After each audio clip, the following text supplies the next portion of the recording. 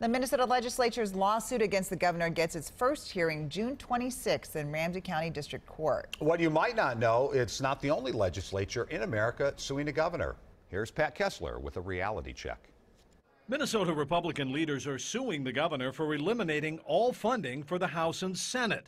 The lawsuit calling it an unconstitutional violation of separation of powers. We're at a point where we just don't feel like we're going to be able to move forward, and so the lawsuit appears to be the only direction we have at this point. But Minnesota's not the only state facing a constitutional conflict, and it's not the only state legislature suing the governor.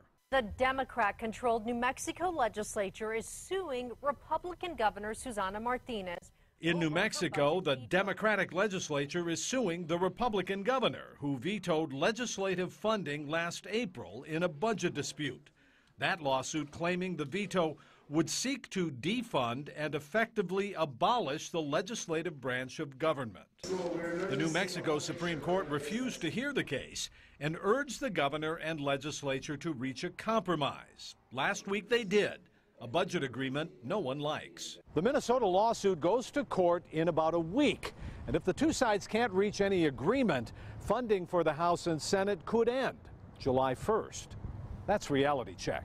Pat Kessler, WCCO 4 News.